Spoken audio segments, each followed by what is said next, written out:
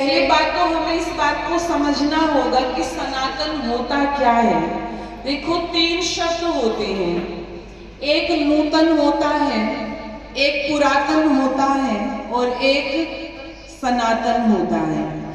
नामों से ही पता चल रहा है, नूतन जो नया है, पुरातन जो पुराना है और सनातन जो ना नया है ना पुराना है, जो सदा से है और सदा रहेगा, वो सनातन है।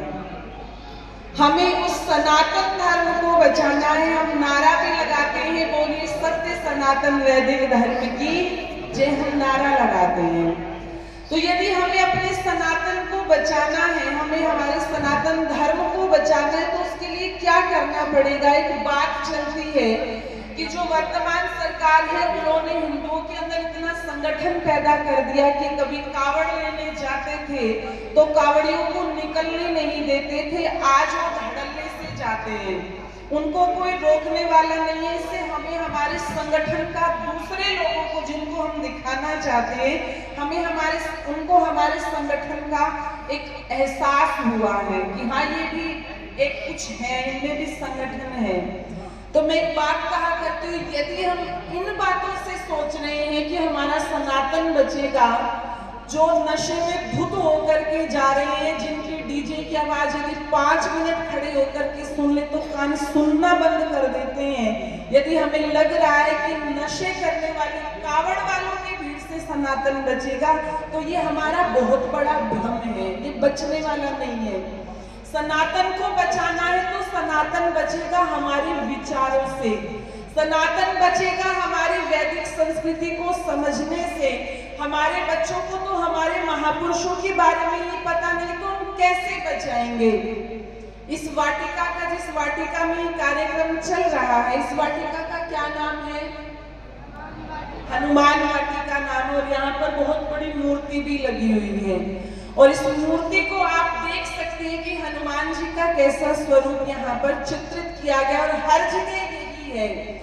दूसरे लोग आकर के हमें ये कहें कि तुम्हारे महापुरुष को बंदर है, तुम्हारे महापुरुषों के पीछे पूंछ लगी हुई है, तो हमें कैसा लगता है? आज तक किसी इंसान को देखा है, जब से हम पैदा हुए, टीवी देखा हो, कुछ भी देखा हो, हनुमान जी के अलावा हमने किसी और व्यक्ति को देखा है जिसकी शक्ल ऐसी बंदर जैसी हो और जिसके पीछे पूंछ लगी हो? देखा है? और पूंछ भी आचार्य जी कह रहे हैं बंदर की नहीं है, पूंछ भी बैल की लगा रखी है। जब तक हमें हमारे महापुरुषों के बारे में ही पता नहीं होगा। किसी ने कहा था कि यदि किसी जाति को समाप्त करना है तो उनके इतिहास को समाप्त कर दो, उनके महापुरुषों को बदनाम कर दो, वो जाति अपने आप समाप्त हो जाएगी। कोई हमें आकर के कहता है कि तुम्हारे भगवान कृष्ण रास रचाते थे, वो 16,108 रानियां रखते थे, तो हम बहुत खुश हो जाते हैं, हम नाचने लगते हैं, झूमने लगते हैं। और यदि कोई पड़ोस में 2-3 विवाह कर ले तो हम क्या कहते हैं? ये तो बड़ा ही निकम्मा आदमी है जिसने अपने जीवन में 2-3 विवाह कर लिए। जो 16,000 रानियां रख रहे हैं, हम उनकी पूजा कर रहे हैं, जिसका परिणाम ये हुआ कि इस भारत देश के अंदर लिव इन रिलेशन जैसा कानून आया, और सुप्रीम कोर्ट के जजों के सामने ये बात आई कि वो भारत देश जहां पर योग की शिक्षा दी जाती है, उस देश के अंदर ये भोग क्यों बनाया जा रहा है? तो उस समय ये बात कही थी। कौन से योग की बात कर रहे हो? उस भगवान कृष्ण को मानने वाले जो रास राधा के साथ में रचाती हैं, गोपियों के कपड़े उठा करके भागती हैं, विवाह रुक्मिणी के साथ में करती हैं। जब तुम उनको भगवान मान करके पूछ सकते हो, तो आज की युवा पीढ़ी को तुम लिव इन रिलेशनशिप में रहने से कैसे रोक सकते हो? किसी के पास में कोई उत्तर नहीं था, कोई उत्तर नहीं था। आर्य समाज के अलावा ये बात बताने वाला कोई नहीं है कि वो भगवान कृष्ण जिन्होंने अपने जीवन में केवल एक विवाह किया। सारी जगह जाते हैं तो कौन है? वहां भी जाओ राधे राधे, वृंदावन जाओ राधे राधे, कैथल में आओ राधे राधे, हिसार जाओ राधे राधे, सभी जगह राधे राधे की यदि राधा ना होती तो शाम क्या रह जाते? आधे रह जाते। और पूरी महाभारत के अंदर कहीं वर्णन नहीं आता कि श्री कृष्ण जी का राधा के साथ में विवाह हुआ था। केवल एक विवाह हुआ और वो भी अपनी मर्जी से नहीं किया था। रुक्मिणी जी ने पत्र लिखा कि मेरा भाई मेरा विवाह शिशुपाल के साथ करवाना चाहता है और मैं मन से तुम्हारा वरण कर चुकी हूँ, इस नाते मैं तुम्हारी पत्नी हुई और तुम मेरे पति हुए।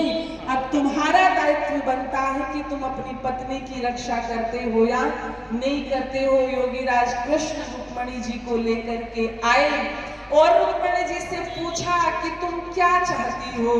उस समय रुक्मिणी जी कहती हैं कि मैं आपकी जैसी संतान चाहती हूँ।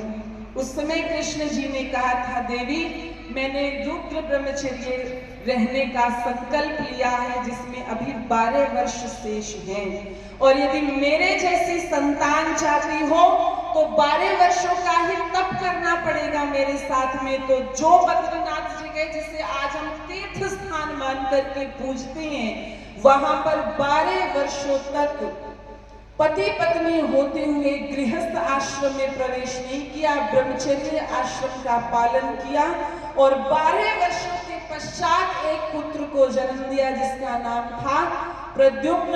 और कहते हैं जब कृष्ण और प्रद्युम्न साथ साथ चलते थे तो रुक्मिणी धोखा खा जाती थी, पिता कौन है और पुत्र कौन है, इतनी शक्ल आपस में दोनों की मिलती थी। क्या कोई ये बताने वाला है कि वो भगवान कृष्ण योगी थे, इसीलिए उन्हें योगेश्वर कहा जाता है, इसीलिए योगेश्वर कहा जाता है।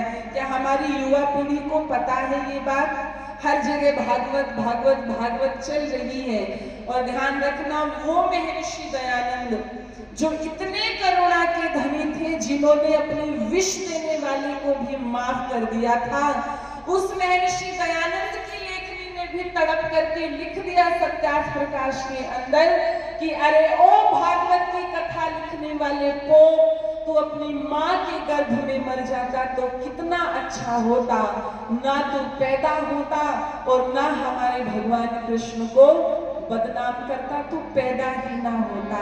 इसलिए कह दूं, डर है कि देश द्रोहियों से आबाद न हो जाए, डर है कि देश द्रोहियों से आबाद न हो जाए, ये भूमि राम श्याम की बदनाम न हो जाए, ये भूमि राम श्याम की बदनाम न हो जाए। डर है कि देश द्रोहियों से आबाद न हो जाए, डर है कि देश द्रोहियों से आबाद न हो जाए, ये भूमि राम श्याम की बदनाम न हो जाए, ये भूमि राम श्याम की बदनाम न हो जाए, ये भूमि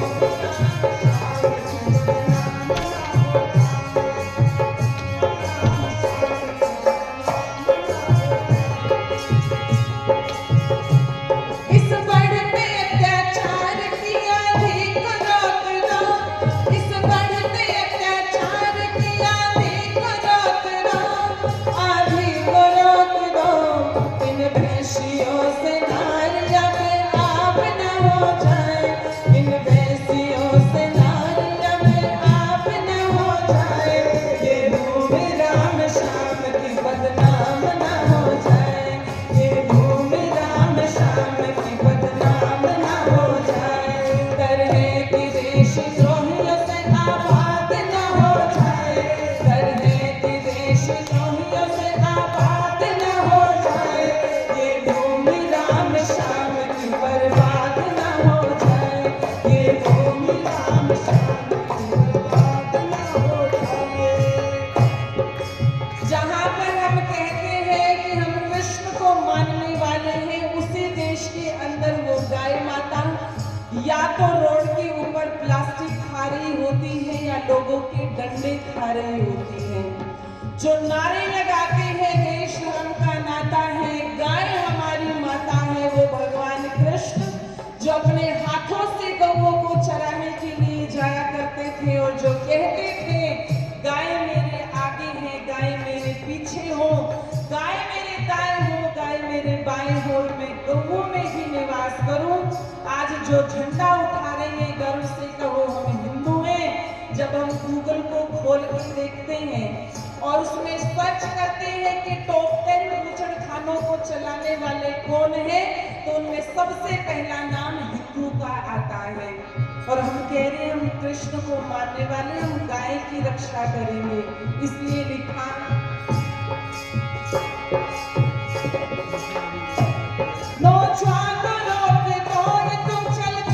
ये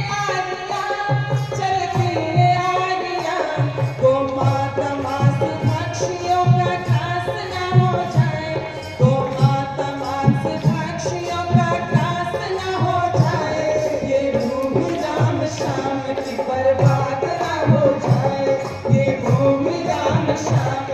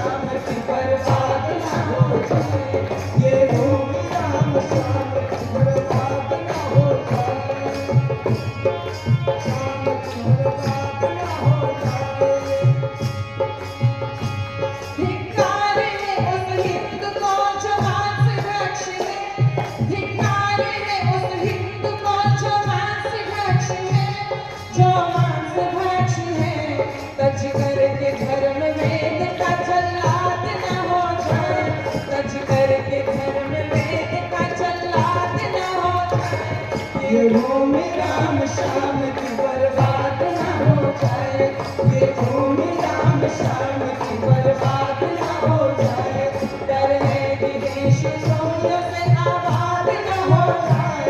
ये भूमि राम श्याम की बर्बाद न हो जाए, ये भूमि राम श्याम की बर्बाद न हो जाए, ये भूमि राम श्याम की बर्बाद न हो जाए।